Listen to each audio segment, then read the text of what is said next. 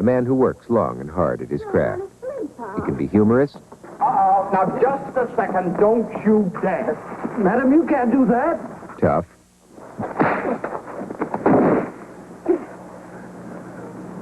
Bashful. What a dream I was having. Well, you just keep right on dreaming. Or brazen. Yes? This is the bridal suite. Would you send up a couple of caviar sandwiches and a bottle of beer? What? Who is this? This is the voice of doom calling. Your days are numbered to the seventh son of the seventh son. His hesitant drawl and nervous, awkward manner have made him famous. But it's his ability to capture the homespun image of the boy next door that has made him unlike any other actor in the history of motion pictures. Audiences have come to respect him as a man who stands up for what he believes in, and we see in him what we want to see in ourselves. A decorated war hero, in real life promoted from buck private to general, Jimmy Stewart believes in America. A superb performer, he has become more than a star. He has become a screen legend.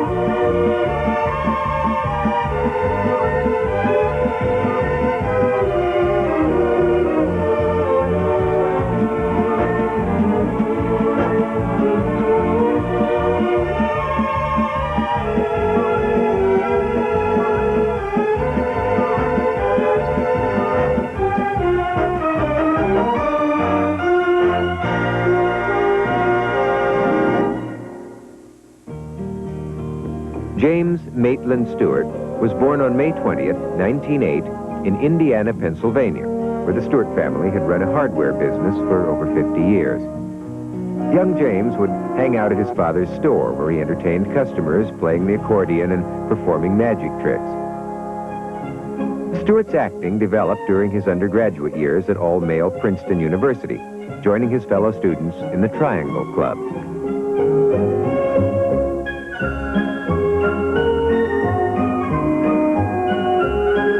Although he majored in architecture, he was actively involved in student theatrical productions. After graduating in 1932, Stewart was invited to join a theatrical group on Cape Cod. What began as a summer diversion became the starting point of Stewart's professional acting career. Shortly after Stewart joined the troupe, the play he was cast in moved to Broadway. After 3 years of working in the theater, Stewart's big break came in 1935 when he landed a screen test at MGM. The MGM studio brass were impressed, and they added him to their rapidly expanding roster of talent, even though they weren't quite sure how to use the gangly Ivy Leaguer.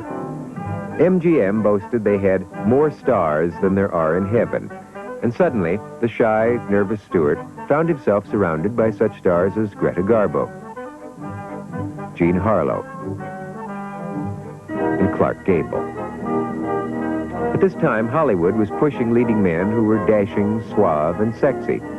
Stewart, a skinny 6'3.5" tall, slow of speech, and somewhat awkward, didn't fit the standard image of the Hollywood leading man.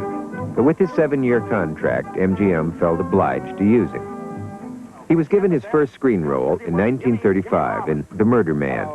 As Shorty, the reporter and sidekick to Spencer Tracy, audiences were introduced to what has become the most famous Stewart trademark, his speech pattern. Yep, the chauffeur drove up to the Regent Apartments, and the doorman discovered that Halbert was very fatally dead. Hey, let's not talk about Of his part in the film, Stewart said, "I was awful. I was all arms and legs." We'll forget about everything else in the world, and we'll just think about all the things you like to do for 2 weeks, huh? No, that'll be grand. But you know, you're going to be awfully busy. Well, I don't think I'll mind that. Oh. MGM didn't think Stewart had sex appeal. So when other studios asked to borrow him, MGM was more than happy to loan him out. In 1938, RKO cast Stewart in the film Vivacious Lady. He plays the shy and bumbling professor who falls in love with vivacious Ginger Rogers. Do you think things out carefully? Things? Well, what things? Just things. You mean small things or important things? Oh, everything. Well, if they're small things, I never do, but if they're important things, I never do either. Oh, I think you ought to think them out, don't you? Because lots of times the small things develop into very important things. Yes, but you just think things out and they happen anyhow. Well, what? You mean there's some things you just can't control? Huh? I don't think you can control anything. Although later in the film he and Rogers marry, they fail to tell anyone, a situation which leads to mass confusion. Holding me. Darling, would I be too much of a bore if I suggested you break off your engagement to that girl? Well, Francie, dear, the engagement's broken. There's no question about that. She doesn't know anything about it, but I just want to take one thing at a time. Did you get your ring back? I never gave her a You ring. don't have to bite my head off about it. Oh, no, sweetheart, here we are quarreling in public and nobody even knows we're married. That's it. We can't even quarrel in public because you won't tell them we're married. Well, on the other hand, if we want to quarrel in public, why shouldn't we quarrel in public? Well, all married people quarrel in public. It's one of the nice things about being married. Well, certainly. Certainly. With Vivacious Lady, Stewart began to build his popular image as the boy next door. Well, why don't you tell them? That same year, Columbia cast him in You Can't Take It With You, directed by Frank Capra. In the film, Stewart plays the son of a wealthy businessman who wants to marry a girl from an eccentric family. When he takes Jean Arthur out to dinner, he decides to exhibit a few eccentricities of his own. Oh, I feel the scream coming on right now. You know, we'll have to face it sooner Oh, or yeah, later. it's starting right down to my toes. Sort of a tingling sensation. Now, look, we can Now back it's and forth coming up like around my staying knees. My legs are traveling faster and Tony. faster and faster. You're not really going It's to in my scream. stomach right now. I'm afraid it's got me, Alice. Not that your Now it's mother going here, up and Tony. up and up and up. It's all over my body now. Here, No. it's right in my throat now. What I can do is fighting to get out. I can't hold it any longer. Here it goes.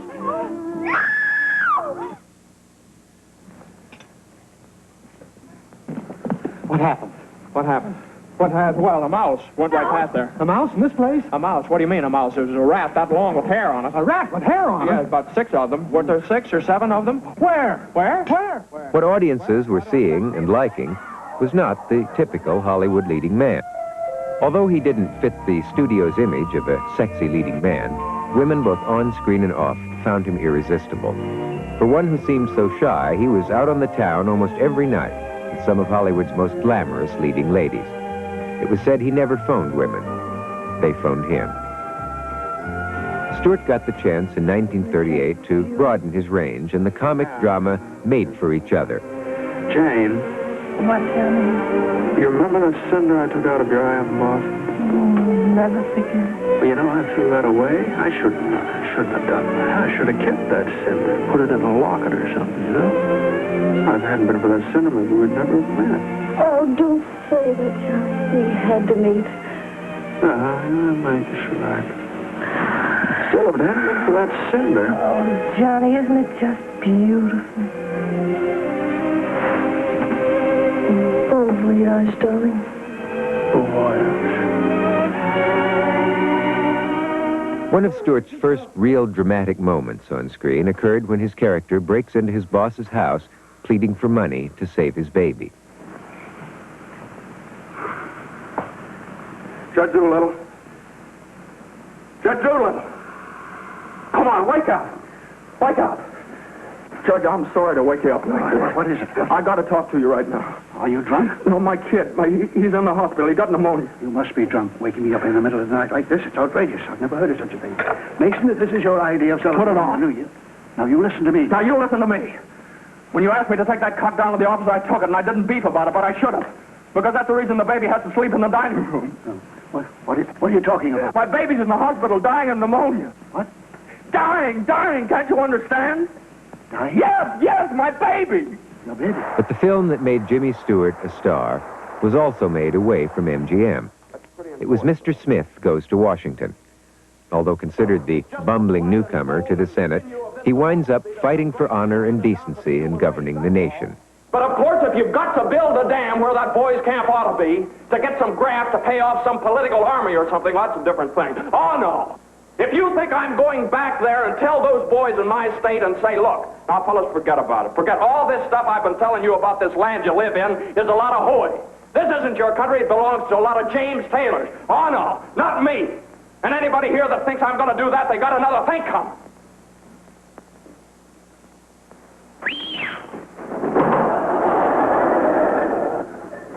Well, that's all right. I just wanted to find out whether you still had faces.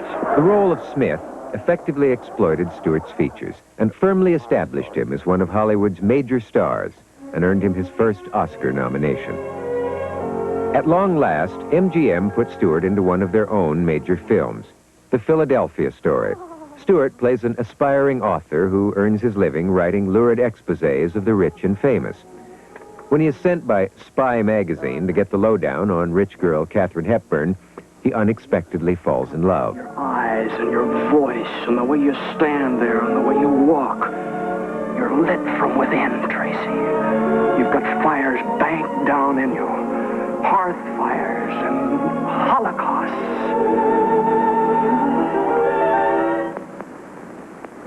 I don't seem to have made of bronze. No, you're made out of flesh and blood. That's the blank, unholy surprise of it. Oh, you're the golden girl, Tracy. Full of life and warmth and delight.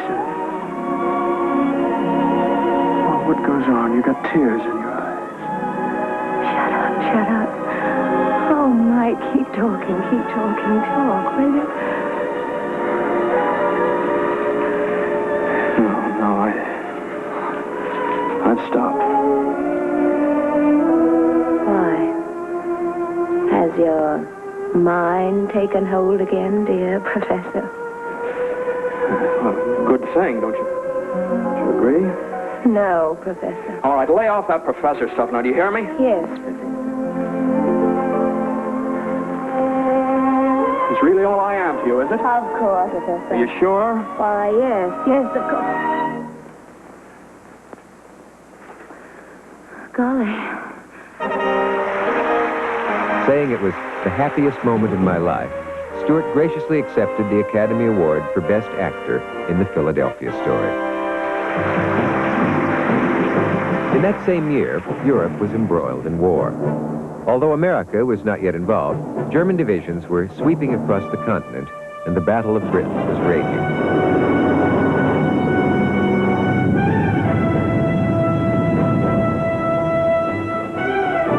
A patriot, Stewart tried to enlist in the military, but found that he was underweight, much to MGM's relief. In the meantime, he was assigned to Pot of Gold. The film gave Stewart the chance to show off one of his lesser-known talents, that of a musician.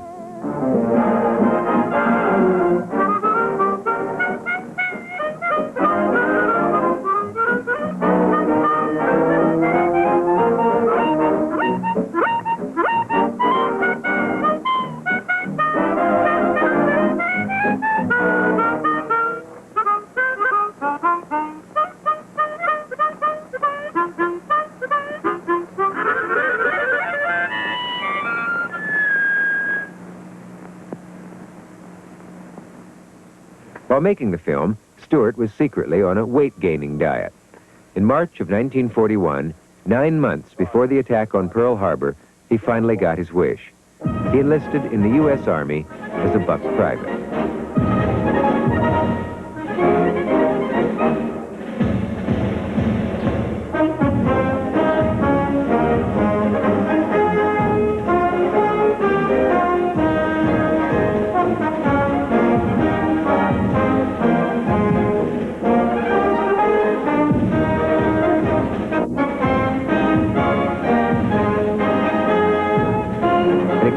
Pilot, he was assigned to the Air Corps. In 1943, his request for combat duty was granted, and he was shipped out to Europe. Stewart didn't want the star treatment. He called friends in Washington and asked them to pass the word back to the field that he should be treated as any other soldier. I'm afraid I'm a little out of practice at this appearing before the camera. About 3 years ago, the first day I got into the Army, I was asked to make a statement for the newsreels. And as I remember, I said, I'm very proud to be here, and I'm going to do my best to be useful as a soldier of the United States Army. Well, the statement still goes, except now I have my own outfit, a heavy bomber squadron. So we are very proud to be here, and we're going to do our best to be useful as soldiers in the United States Army. After having commanded more than 20 bombing missions over Germany, he won the Air Force Medal and the Distinguished Flying Cross. In 1945, when the war was over, he left active service with the rank of a full colonel. But he remained in the Air Force Reserve, eventually being promoted to Brigadier General in 1959. After the war, Stewart returned to Hollywood and gave one of his finest performances in It's a Wonderful Life. As George Bailey, Stewart is a man who feels his life has been worthless, so he decides to commit suicide. But an angel arrives and shows him the difference he's made in the lives of the townspeople. You a hypnotist? No, of course not. Well, then why am I seeing all these strange things? Don't you understand, George? It's because you were not born. Well, if I wasn't born, who am I? You're nobody. You have no identity. Oh, what do you mean, no identity? My name's George Bailey. There is no George Bailey. You've been given a great gift, George. A chance to see what the world would be like without you. The housing development he helped get off the ground would never have existed. His wife would have been an unhappy old maid, and his brother would have drowned as a child. Your brother, Harry Bailey, broke through the ice and was drowned at the age of 9. That's a lie. Harry Bailey went to war. He got the Congressional Medal of Honor. He saved the lives of every man on that transport. Every man on that transport died. Harry wasn't there to save them because you weren't there to save Harry.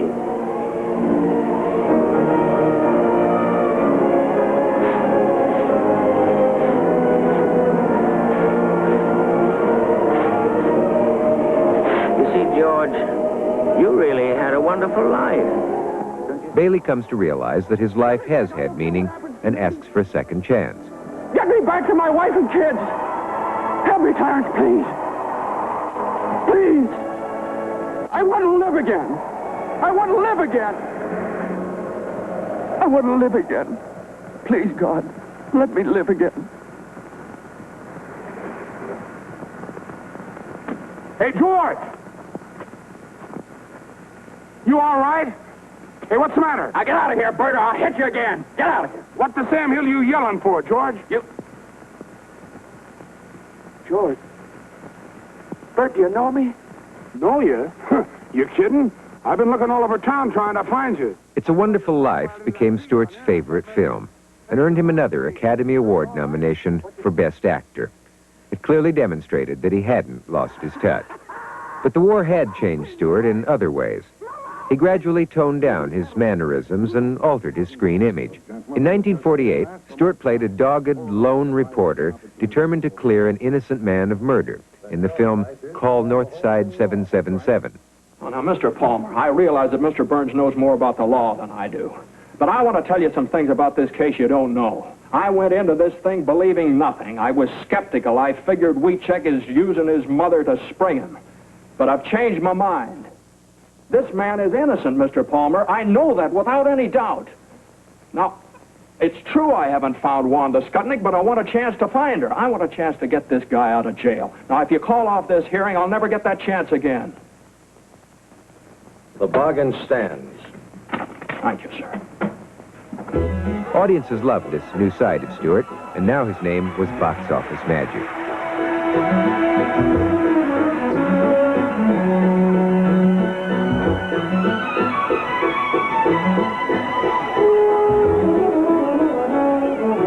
Magical things were happening in Stewart's personal life as well. One evening, the 41-year-old bachelor attended a dinner party hosted by Mr. and Mrs. Gary Cooper. Sitting next to him was Gloria Hattrick McLean, a divorcee with 2 sons. Stewart felt he was being set up, but he fell for it. On August 9, 1949, Gloria McLean and James Stewart were married. The Stewarts moved to a large, vine-covered Beverly Hills mansion. And on May 7th, 1951, they became the proud parents of twin girls. For a man who once said the only reason he had a house was to have a place to sleep at night, Stewart readily took to family life, becoming a model husband and father. Shortly after his wedding, Stewart gave what many considered to be one of his finest screen performances. Recreating his role from Broadway, Stewart played Elwood P. Dowd in the film Harvey. As Elwood P. Dowd, Stewart's best friend is Harvey, a 6-foot-tall, invisible rabbit. And now, Aunt Ethel, I'd like you to meet Harvey. Harvey, you've heard me speak of Aunt Ethel Chauvenet. She's one of my oldest and dearest friends. She's the one who... that's right. Well, this is the one. No, she's the one. He says he would have known you anywhere. Well, now we must go in and greet the rest of our friends. Come on, Harvey. Oh, Aunt Ethel, pardon me, you're standing in his way. There we are. While his fictional role in Harvey was to become an audience favorite, the role Stewart desperately wanted to play was that of real-life American hero Charles A. Lindbergh. He got the chance in 1957 in the film The Spirit of St. Louis. That lines up right. It is. It's Dingle Bay. It's Ireland!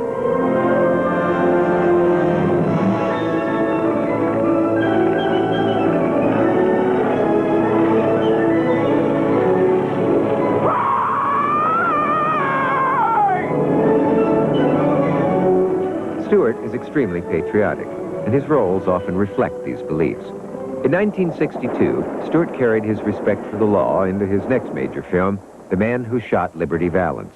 Now, I wonder what scared them off. You know what scared them? The spectacle of law and order here, rising up out of the gravy and the mashed potatoes. all right. You made your point. It was the gun that scared them off. Paupy's gun, your gun, Tom. What right do you have to interfere? It was me he tripped. It's my stake. And you would have killed him for it. Or he would have killed you over one measly stake. That's why I picked it up. Well, thanks for saving my life, Pilgrim. That isn't why I did it. Nobody fights my battles. Off-screen, Stewart took the role of serving his country seriously. He campaigned actively for causes and candidates he believed in. Thank you very much. Thank you very much. It's a wonderful thing to see so many young Republicans. He has always been proud of his military career and the fact that he had risen from a buck private to the rank of brigadier general. So it was a dark moment in 1968 when, while on location filming a Western, he received notice that his stepson, Ronald, had been killed in action in Vietnam at the age of 24. While deeply saddened by the event, Stewart said, "I don't think he died in vain. I believe in the cause he died for." Growing older, Stewart accepted fewer film roles. He made only 2 movies between 1968 and 1976, when he starred with his good friend John Wayne in The Shootist. It's the moving story of a dying gunfighter. All right. You have a cancer.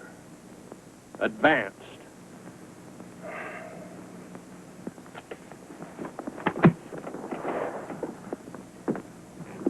Is that what that fellow up at Creed told you?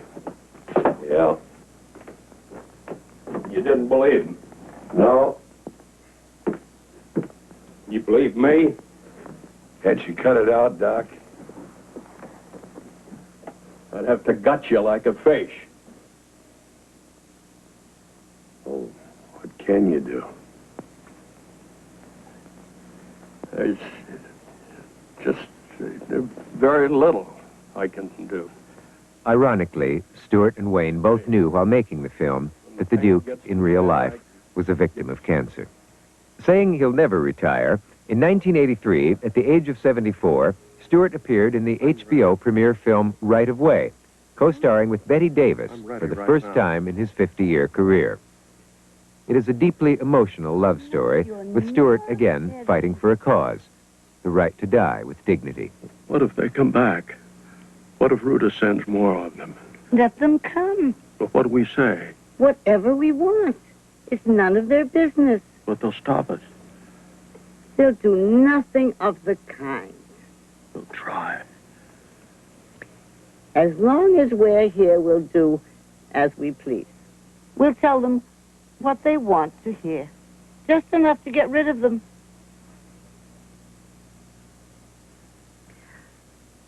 What time do we need, anyway? An hour or so. That we'll have, I guarantee. But when we want it, when we say it's time. It's just if they get their hooks into us, if they get us out of the house. They're not going to get us out of the house. If they do, that's it. We'll be in one of those places where it's against the rules to do anything. We'll be a couple of fish caught in a net, waiting for the feel of the deck so we can flop over on our backs and die. Alone, you hear me? Alone.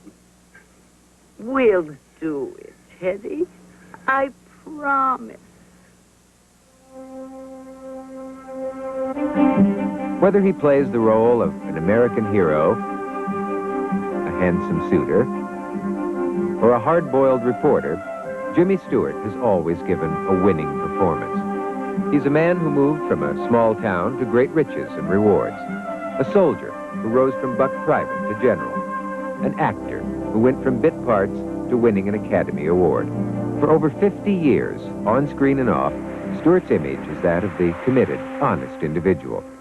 We love him because he reminds us of the guy next door. We identify with his humble, homespun qualities. What makes you so sure you can make it?